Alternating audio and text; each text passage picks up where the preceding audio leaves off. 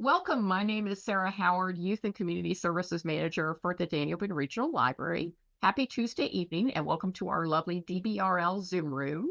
Catherine Miller is here. She is the program coordinator for Triple P, which is Positive Parenting Program, and it's a multi-level system of family intervention designed to reduce behavior and emotional problems and challenges. And it's part of the Boone County Early Childhood Coalition.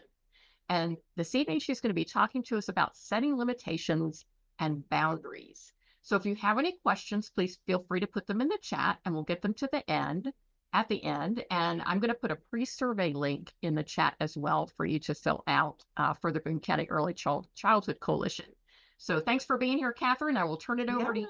Hello, everyone. I'm going to share my screen here. Oh, does it look like it's in presenter mode or do you actually see the real? Yes, looks good.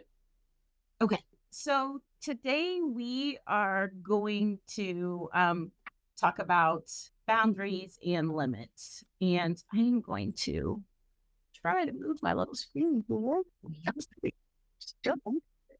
Oops. Popped on another screen, but since it looks good to you, I'm just going to fix it on mine. It's here. There we go. All right. So sorry. All right. So boundaries and limits. And what we're going to kind of look at is what's the difference between the two? Because sometimes it can be a little confusing when you're trying to set what you think is a boundary and kind of limit your child on things. All right. So let's look at limit setting and what's the difference between a threat and a warning. And why we're going to talk about this, because as parents, often we say things like, if you don't listen to me, you're never going back outside again. Well, the likelihood that they're not going to go outside again isn't too great. They will be going outside again. But in the moment, we're angry and we kind of threaten things. So let's just kind of look at first the difference between when you're talking to your child, what's that threat and what's that warning? So threats are general. Threats are specific in tone that can be thought of as maybe you're angry, you're rude, distrustful or abrasive. You're really strong about it because you want them to get your point that if they don't do what you tell them to do, that the consequence, even usually severe, is going to happen. They're often used when parents feel like they have no other alternative or they feel out of control. And then threats are often empty with no real intent on follow through. And I'll give you an example, really, that's empty with no intention of follow through. Let's say you guys are getting ready to prepare to go on vacation. And you've asked everyone to clean their room and pack their suitcases or get things together. And so you have a child or two that's not really listening to you, and you walk in there and that room's a mess. And you say, if you don't get your room clean, you're not going on vacation with us. So what you want to happen is a child would be like, no, I want to go on vacation. And they hustle up and get the work done. Well, then what we find is that they were always going to go on vacation with you, right? That was what was going to happen regardless. So that's an empty threat or an empty follow through. So what we also want to talk about then is what's the difference between a threat and a warning? So warnings are specific. Warnings are said in a calm but direct voice. It's also said that with little or no emotions. So it's time to pick up your room. It's time to come to dinner. If you don't come to dinner, you'll be unable to eat with us at this time. And maybe you mean not, they'll have to eat something else a little bit later, but you really want them to come to dinner now. Warnings help children to know what to expect next. And warnings are followed up by action. So warnings focus on learning, even if it gets worse before it gets better. All right. So be thinking to yourself, what are some examples of threats and what are some examples of warnings? All right.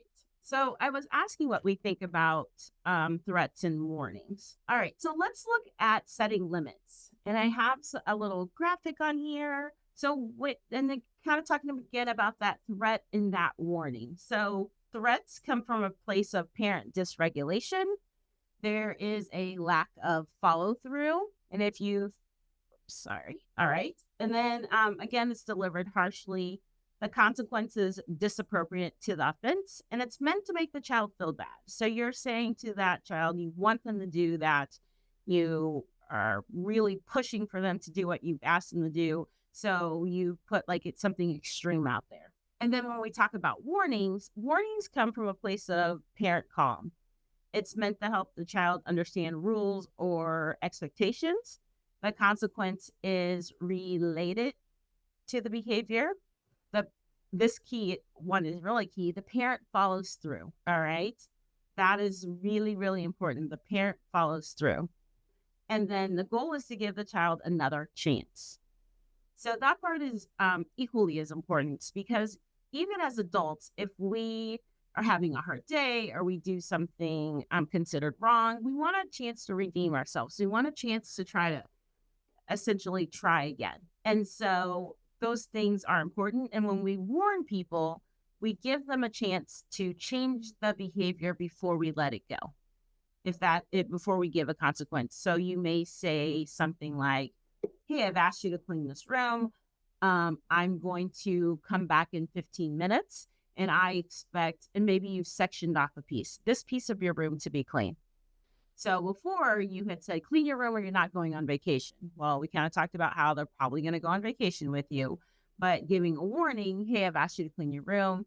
I'm going to come back in 15 minutes and I expect, and you're going to, have a little section. 15 minutes is not enough time to give a whole room. And the reason why we maybe break it off in sections is because if they're really struggling, looking at a whole room or a whole mess is overwhelming. I can't do it. I'm just going to give up. I'm not going to get it done. But if you can break it down and ask them to do it in sections, that can make a difference. The other thing when we're looking at, we kind of have an emphasis on screen time with that. We want to be able to set those limits and not be threatening with it. If you don't get off your device right now, you're never going to get it back. Well, the problem with that is what happens. They get it back, right? So if you don't follow through with the things that you say, your child is not going to believe you and they're not going to act in a quick manner because they're going to figure it doesn't matter, right? I'm going to get it back anyways. So some examples that we have up there is if you don't go to sleep right now, you'll lose shows tomorrow. If you don't leave the park now, I won't bring you here again. So the first one is kind of iffy, right? It would depend on your tone and how you said it. You don't go to sleep right now, right? So maybe talking about, hey, it's time to go to bed. I'm going to set the timer. Going to sleep is hard, right? So sometimes we can lay down and go to sleep. Sometimes we can't. Even as adults, it's time to go to bed. How many of us have gotten into bed and then thought about X, Y, and Z that kept us from falling asleep? So it's really hard to threaten going to sleep. But there's a difference between going to sleep and getting in the bed and doing the bedtime routine like they're supposed to, right? So we really want to make sure that we're being clear with what we're asking. A warning would be, it's not safe to climb on that. If you climb up there again, then we'll have to go into the other room to play. Or if you talk loudly in the library, we'll have to leave, right? Because we might be disrupting other people who are there. All right. So reminders when we're setting limits. Logical consequences are only one parenting tool that could be used and used sparingly. If you can't think of a logical consequence, it's probably not the best strategy to use at the moment. If what's coming out of your mouth is something harsh or something really extreme, we probably shouldn't use it right now. And whenever possible, use proactive in preventive strategies. And we'll go over some of those like redirecting or coaching. And then when then statements more often than if then. So when, and I'll show you an example of that. So what might happen is we use threats even when we know better. So parents often want an instant result, right? Parents who are exhausted or tired, raise your hand. That could be most of us most days, right? You use a threat. Why? Because you're tired and exhausted and you want a quick result. And then things are often said in the heat of the moment with little thought to what we're being said. Do it now, because I said so, because I'm going to take this away. Just want them to comply with what you're asking, and you don't have time to have a calm discussion about it, you might think. But threats, come from that reaction to a child's behavior. Then the parent reacts in annoyance, anger, or frustration, and your child hears that. And then you may not realize how empty the threat is or the words are. Like, we'll all never eat dinner and you can starve forever. Well, again, that's likely not going to happen. So let's kind of talk about this in the capacity of screen time. Often we're in the culture that everything's a screen. And I hear parents in my world, when people come to do a one-on-one, complain about that often. Why? Because children are on screens all day. So when we talk about recommendations of how much screen time, you know, an hour to, or so a day, that's hard if your kid's been on a screen all day. So even in the elementary school, they have iPads, and a lot of their learning tools are on that. So you're like, oh, my kid was on a screen all day. Do I want them on a screen all night too? Most people would say no, but also the kids who are on screens all day were not on screens for pleasure or enjoyment for the most part. They were, you would hope that they were doing learning activities. So now the kid wants to come home and watch a show, right? So when you say, oh, you've had screen time already, they're like, no, I didn't have screen time. I didn't get to play. And you're like, but you were on the screens all day at school, but they didn't get playtime. So how can we distinguish the different types of screen time? So I like to use the word school screens and home screens. And even if you take your home screen somewhere else, let's say you allow them to take their tablet in the car, you have a sibling who's having a basketball game, and you know that the 4-year-old's not going to sit and watch the basketball game. So you're going to allow them to bring their tablet with them so that they will sit still at the game. That's still considered a home screen versus a school screen. 4-year-olds probably don't have screens at preschool, let's hope. But that's the difference I'm trying to get as what a home screen and a school screen is. So let's talk about one of the things that works best with screen time is letting children earn screen time versus given screen time. The difference is how much screen time do you have to use? So, in thinking about the first way to set this up is to think about how much screen time do you want to allow, the maximum you want to give for a day. So, let's say it's going to be 1 hour. Now, I like to kind of talk to parents and break that up in a couple of ways. It could be just the hour itself, or you can turn that into shows. So a show is at least about 22 to 25 minutes for a full little show. So you could say you could have one show if you wanted it to be a short screen time, 3 shows, longer, 2 shows, kind of you're looking at the time when you say what they can use it for. So how do we earn screen time?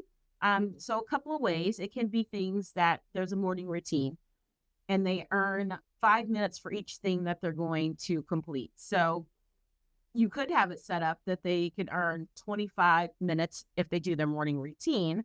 And if they miss a step, that's 20 minutes and it's still about the same. Or you can have it set up for 30. So if they miss a step, you know, that's they still have a chance to earn one show. And then when they quote unquote cash it in, you can say, would you like to use your whole minutes that you've earned?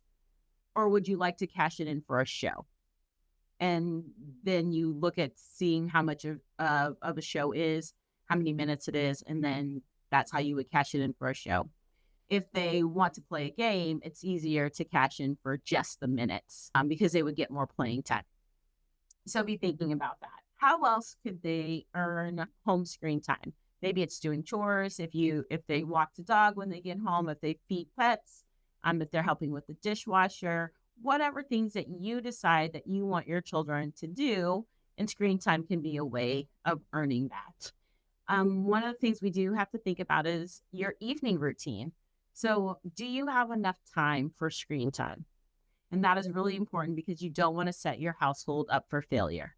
What do I mean by that? You pick people up from a childcare center or an after school activity, and you guys don't get home until 6 o'clock. Well, then you're asking them to do any type of homework or anything school related that they have to do. So that at 6:30, it's dinner's on the table. Maybe you guys are done by 7. And then you're like, it's bath, bed, story time. So, if that's your routine, there wasn't any chance to really do the screen time. And that's going to cause meltdowns. And so we don't want to set that up either. So thinking about your evening, is there time for screen time? If you're a household that has sports or if you're a household that has other things going on, thinking about, do your screens travel with you? Is that a chance to use the screen time? Or is that also setting it up for failure because the child has an activity and they won't have time to do the activity and be home for screen time? So really having you think about before you offer screen time. Do we have time for it? If you have kind of younger children who don't have something that they have to do when they get home, maybe you're allowing the screen time so that you have time to cook dinner, right? They're watching their screens while they're doing dinner. This seems to work a little more so in the winter time when it's not time to go out and play or do something else. But if you're the sole person in the house, you don't have time to watch them outside and be inside cooking dinner. So, you may have it might be sandwich night and we're going to eat outside and play. We see that more during the spring and summer. And again, not an ideal time for screens. So children can still be earning that screen time, and maybe you're banking it for the weekend where they can have a little more time to utilize it.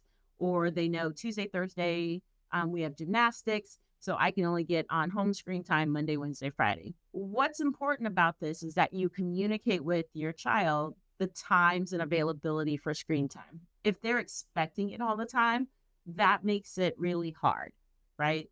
So we want to make sure that we're allowing time to utilize that screen time. And so what we don't want to do, tying this back to what we were talking about with those limits and boundaries, is make threats. So you offer the screen time, they've utilized that screen time, and it's time to get off. Have we prepared them for basically it's time to get off? So what kind of does that look like? I want to talk about that in terms of boundaries. We've kind of talked about the limits and the boundaries. And sometimes boundaries are hard because what if you hadn't been paying attention? You didn't set a timer and they've been on for 30 minutes and you're like, oh, you've been on too long, get off. It's time to get off. And they're like, no, but wait, I need to save it. No, get off right now. Well, to the child, you are destroying their life because all the progress that they just made on their game would be ruined if they can't get to a saving point. And you're like, I don't care, turn it off. We're not doing this tonight. And so that's going to set off maybe a tantrum because they're really distraught that you're not paying attention or understanding their situation. So also kind of understanding and setting limits and boundaries for yourself when you're talking about when you're returning off things.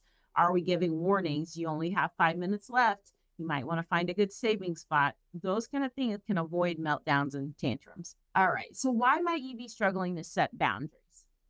So if you are struggling to set boundaries with your kids, it might be because you're confusing boundaries and rules. So if you ever work with me on a one-on-one, you'll hear me ask you, what's the rule of the house? So when we're talking about screen time, I would ask you, what's the rule about screen time? And so you might be thinking, well, what does that mean? That means how often do we use it? When do we get to use it?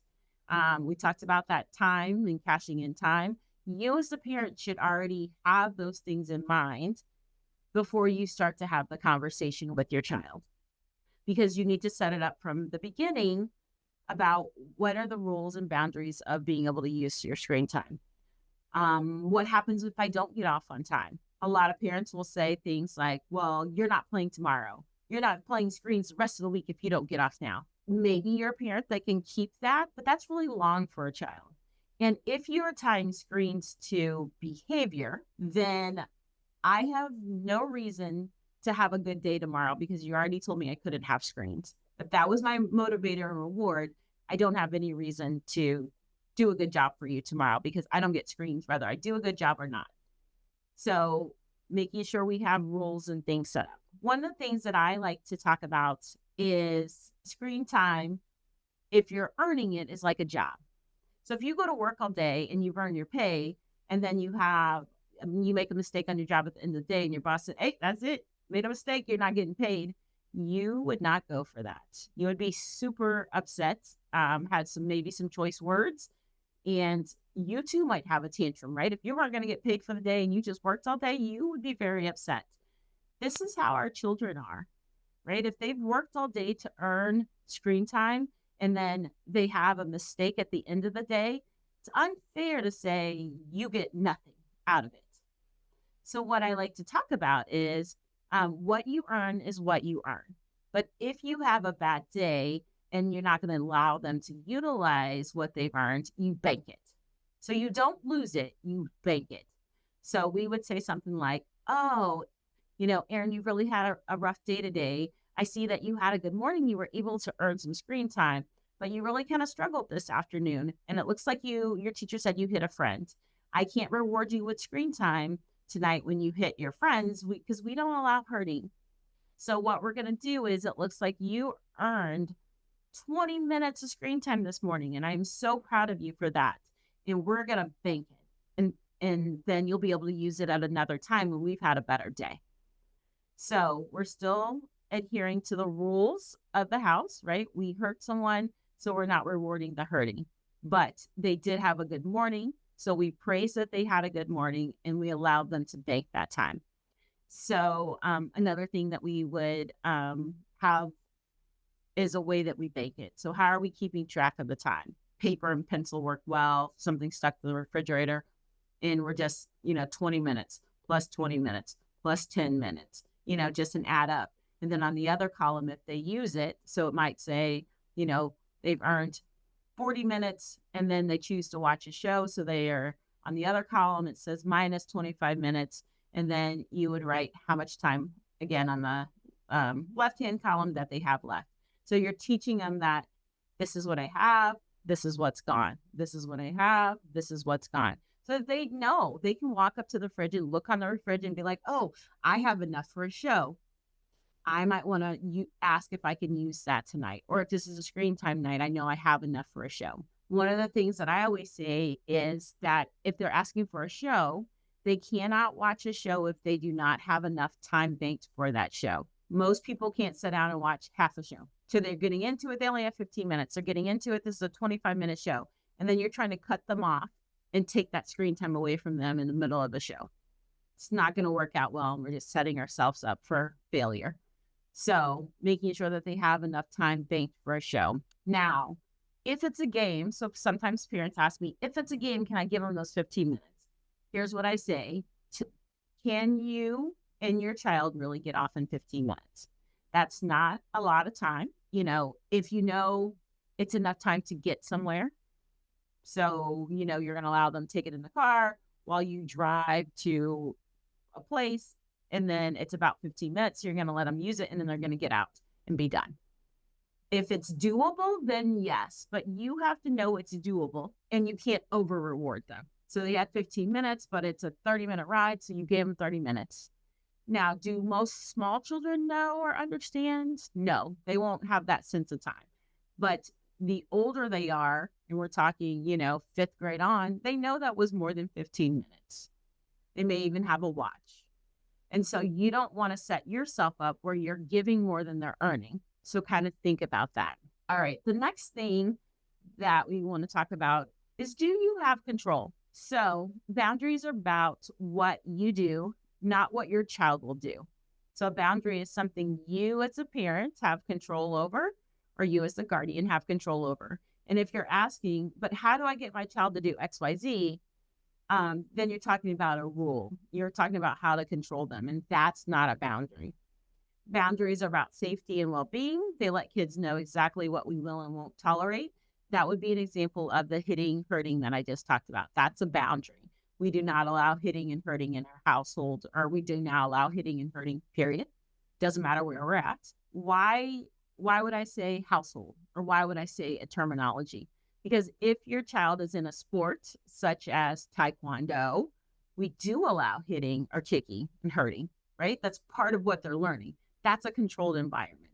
So sometimes we do have to break that down because there is exceptions to that. So that's why our words matter. But boundaries let kids know exactly what we will and won't tolerate, how we'll handle things. Boundaries bring ease and security to the parent and that child relationship because they know what to expect from you. And because the only thing that you could ever control is yourself, right?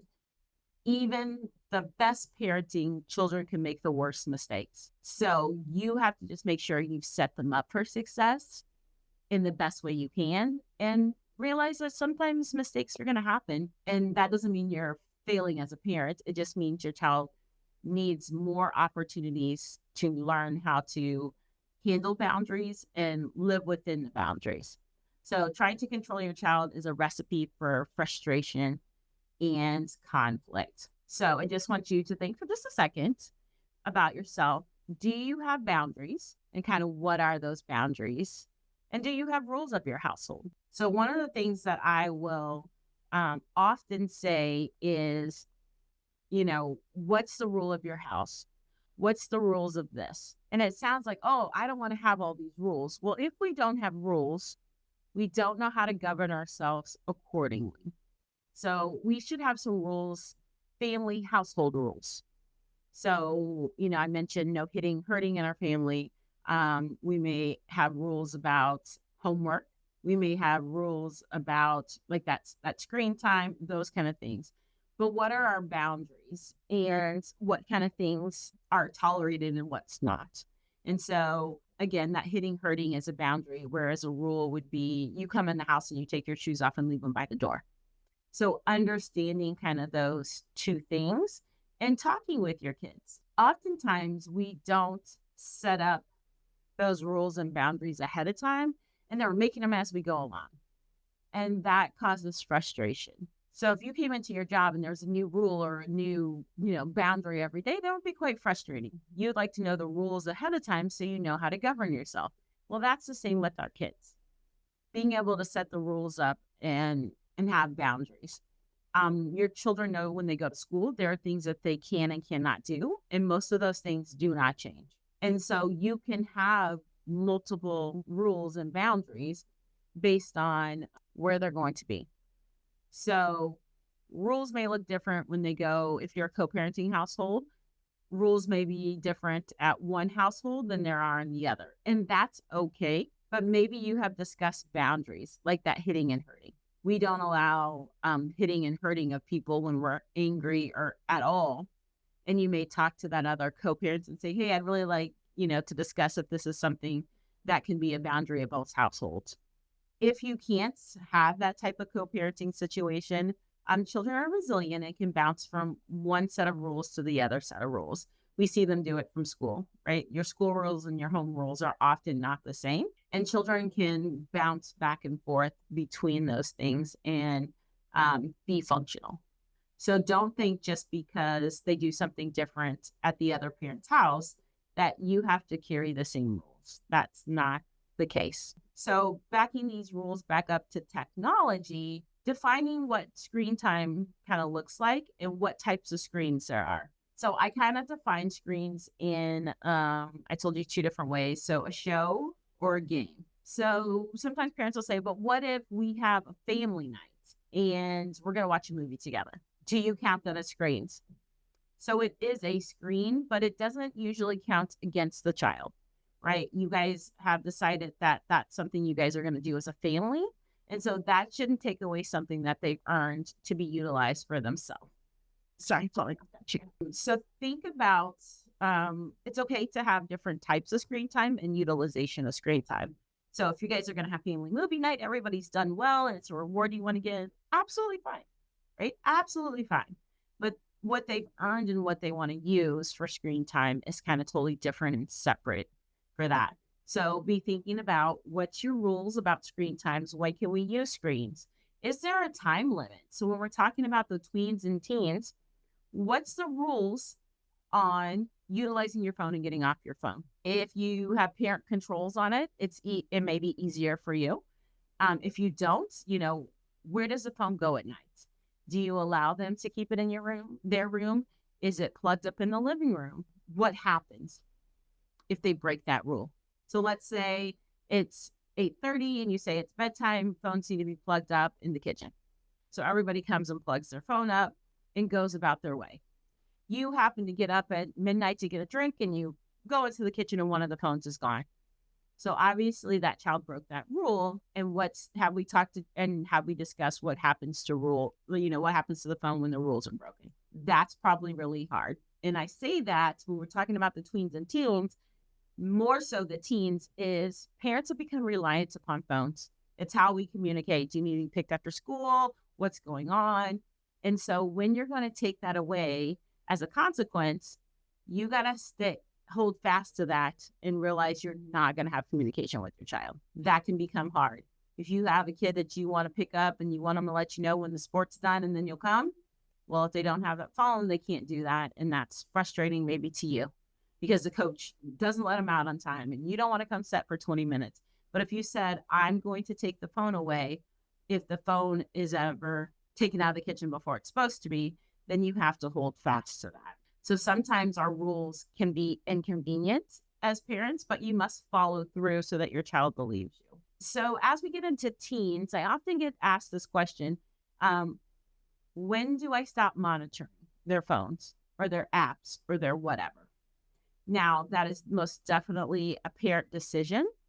But what we're finding is young adults are so closely monitored and ruled that if they're going away to college or they're moving out of their own, they then make poor choices because they weren't allowed to make mistakes early. So be thinking about that. Have you allowed your child the chance to make a mistake and then learn from that mistake so that they can do better the next time? The goal of a parent is to raise a healthy, happy relative terms, functional child who can go out in this world and be successful, right?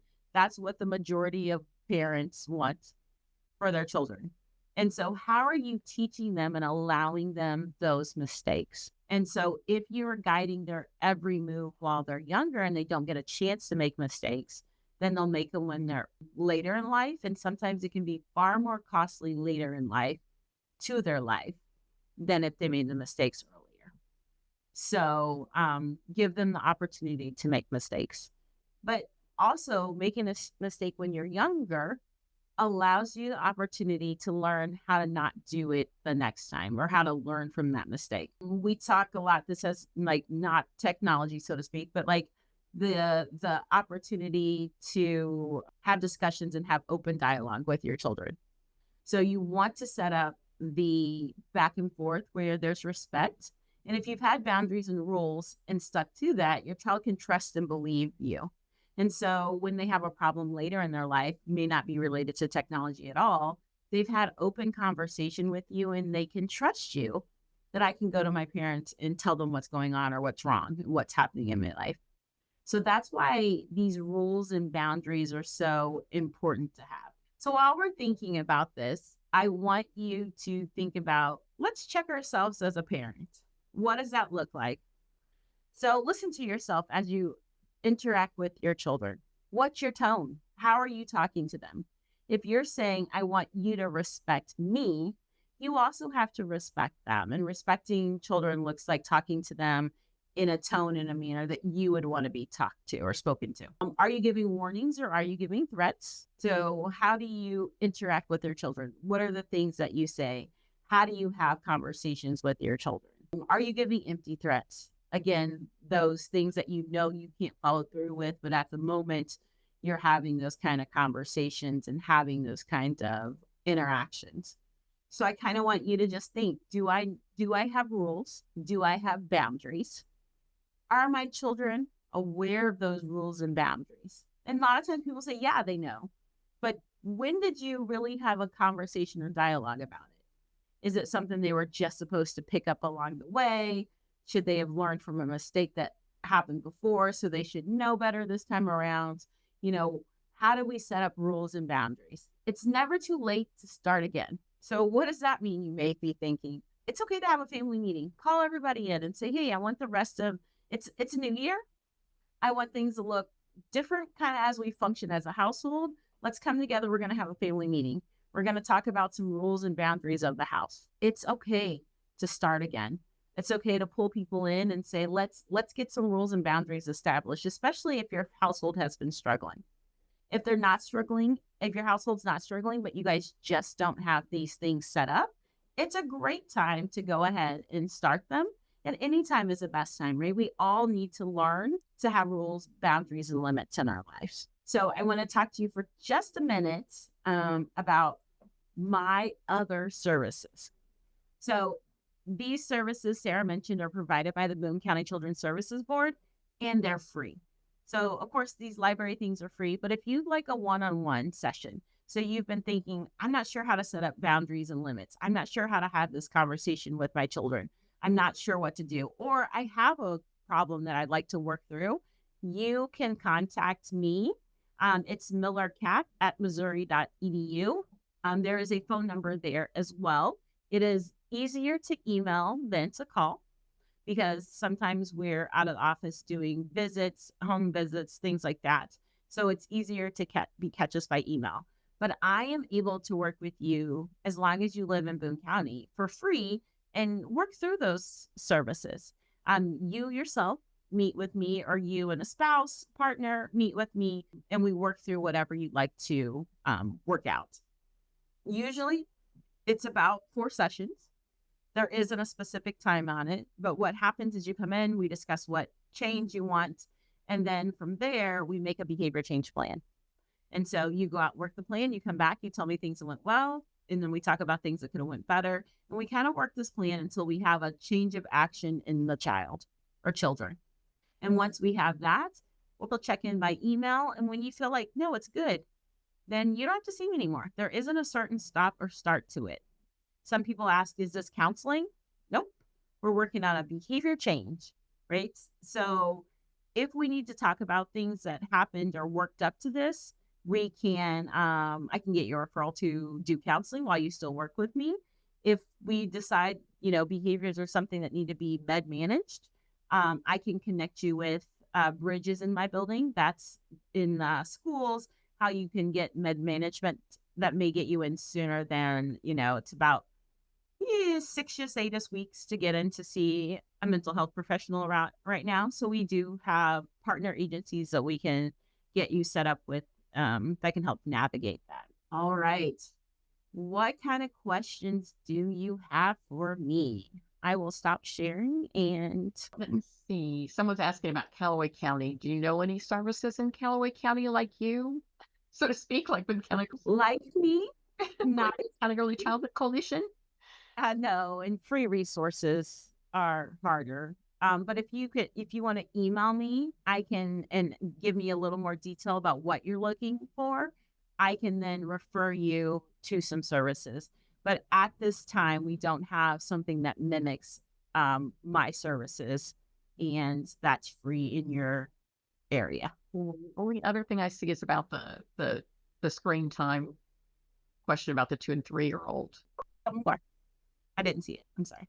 It says, we have a 2 and a 3-year-old. How does screen time work with them? We don't have any tablets or things yet. So then, and you're welcome to come off mute and talk to me. Are we doing screen time such as like watching shows or learning videos or anything like that? I'll just kind of talk through it. So if we're doing learning activities, we want to look at, again, how much screen time that is. So you may be, I can't think of her name, Miss Rachel. You may be watching shows. Yes, like Miss Rachel. So we may be watching those shows. So think about, it's almost how you use that capacity. So Miss Rachel teaches learning things. So we may watch a show of Rachel, right? So we're going to watch her hour show. We're going to watch her for the day. Usually it's not really an hour, but we're going to watch that. We may allow one in the morning and one in the afternoon. What we're really looking at is this 2 and 3-year-old time. We're not just saying, here's your learning opportunity today. It's Miss Rachel. It's Miss something. It's, taking it back, Blue's Clues, right? When it doesn't even have, and we're done with them. But it's not screens all day. We don't want that to be solely your learning opportunity.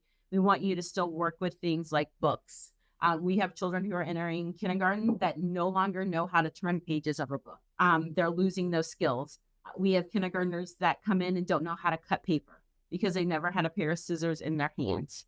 So don't misuse, when I say misuse, the show to compensate for everyday skills that they could be using in learning. So that would be the difference in the screen time. And if you're ever concerned, and most people do your well child checks, but from the age of like that 0 to 5.5, we actually have developmental screening. If you'll put in there, Sarah, the bcecc.org, that's www.